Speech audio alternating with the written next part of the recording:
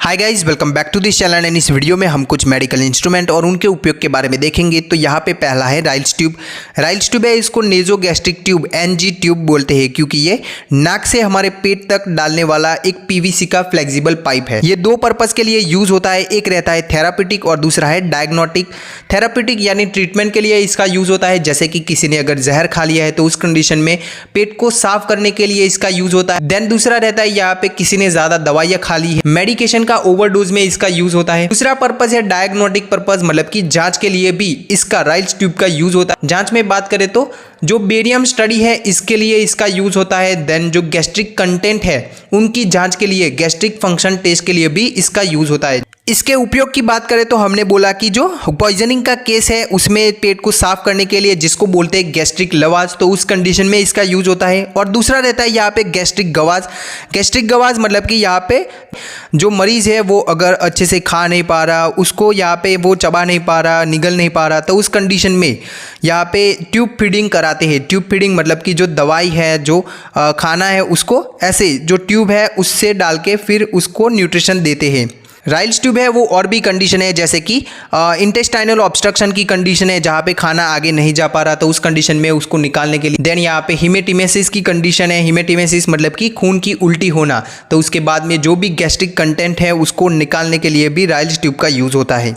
Then आगे का instrument है यहाँ पे ETT endotracheal tube. Endotracheal tube है वो भी यहाँ पे राइल्स ट्यूब जैसे ही है, लेकिन ये यहाँ पे जो ट्रेकिया है, हमारी विंड पाइप है, जो श्वसन नलिका है, उसमें डालने वाला पाइप रहता है। इस वाली इमेज में आप देख सकते हो, ये है वो एंडोट्रेकियल ट्यूब है। एंडोट्रेकियल ट्यूब है ये यहाँ पे वेंटिलेटर मशीन के साथ भी कनेक्टेड रहता है। आगे बात करें तो यहाँ पे अपर एयरवे ऑब्स्ट्रक्शन, मतलब कि जो ऊपर का श्वसन मार्ग का ऊपर का हिस्सा रहता है, तो उसमें देखे तो जो फेरिंग्स आता है, ग्रसनी का हिस्सा रहता है। देन जो लैरिंग्स रहता है, स्वर यंत्र है, वॉइस बॉक्स है। देन ओरल कैविटी है, मुंह का, और नेजल कैविटी है, नासा गुहा है। तो इन सभी में यहाँ पे किसी बर्न्स की कंडीशन की वजह से, ट्यूमर की कंडीशन की वजह से, ब्लीडिंग की वजह से रुकावट आ जाती है, तो उस कंडीशन में यहाँ पे एंडोट्रेकियल ट्यूब है वो डाला जाता है। अब बात करते हैं इसके उपयोग के बारे में, इसके इंडिकेशन के बारे में। तो यहाँ पे लिखा है to maintain an adequate patent airway. जो एयरवे है, श्वसन मार्ग है, उसको खुला रखने के लिए इसका यूज होता है। देन टू रिमूव सीक्रेशन, जो भी स्त्राव है श्वसन मार्ग में फंसा हुआ, तो उसको निकालने के लिए।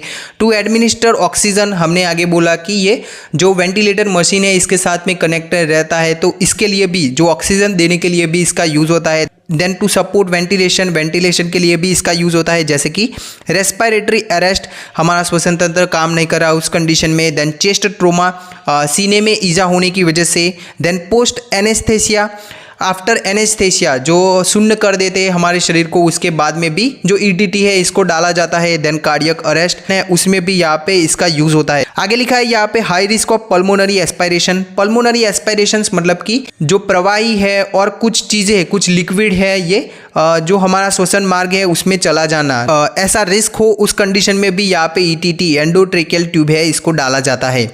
देन आगे बात करें तो इस वाली इमेज में आप देख सकते हो, ये यहाँ पे एंडोट्रेकियल ट्यूब है। देन ये है, इसको बोलते हैं लैरिंगोस्कोप।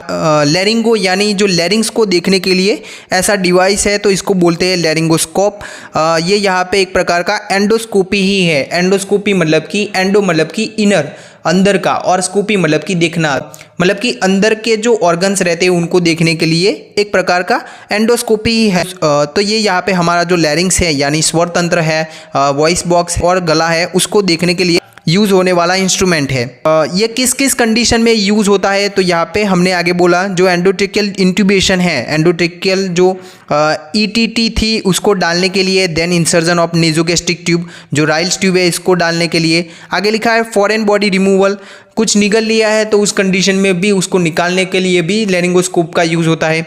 आगे लिखा है अपर एयरवे लीजन बायोप्सी, जो ऊपर का तंत्र है, जहाँ पे हमने बोला कि जो ओरल कैविटी आती है, नेजल कैविटी आती थी, देन फेरिंग्स है, लैरिंग्स है, तो उनमें यहाँ पे बायोप्सी के लिए भी इसका यूज होता है। आगे लिखा है visualisation and assess the upper airway, ऊपर का श्वसन मार्ग है उसको देखने के लिए भी लैरिंगोस्कोप का यूज होता है। आगे यहाँ पे इस वाली इमेज में ये जो है इसको बोलते हैं ओरोफेरेंजियल एयरवे।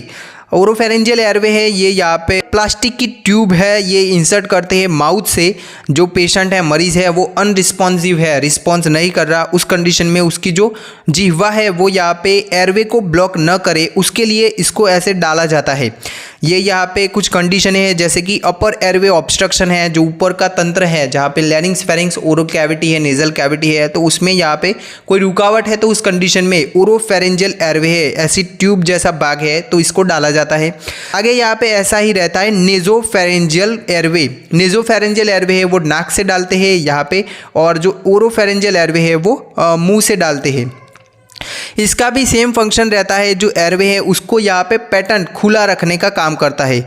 यहाँ पे पोस्ट सर्जरी के बाद भी इसको डाला जाता है। देन यहाँ पे जो बार बार किसी मरीज़ का सक्शन करना रहता है, जो सिक्रीशन रहते हैं उनको यहाँ पे बार बार निकालने के लिए इसका यूज़ होता है। Then to apply CPAP continuous positive airway pressure को यहाँ पे अप्लाई करने के लिए जो CPAP मशीन आता है उसको यहाँ पे यूज़ करने के लिए। देन लिखा है यहाँ पे to maintain airway administer anaesthesia during dental surgery.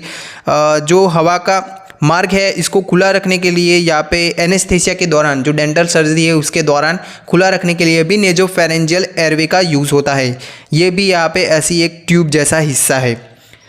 आगे यहाँ पे फॉले कैथेटर है, ये भी एक फ्लेक्सिबल ट्यूब है जो कि यूरेथ्रा रहती है, हमारी मूत्र वाहिनी रहती है, उससे हमारे जो ब्लेडर है, हमारा मूत्राशय है, उसमें डाला जाने वाला पाइप है।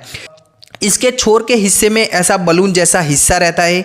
ये यहाँ पे एक बार इसको डालने के बाद उसको यहाँ पे इन्फ्लेट कर देते हैं, ऐसे फुला देते हैं, जिसकी वजह से वो यहाँ पे ब्लेडर के अंदर ऐसे अच्छे से प्लेस हो जाता है।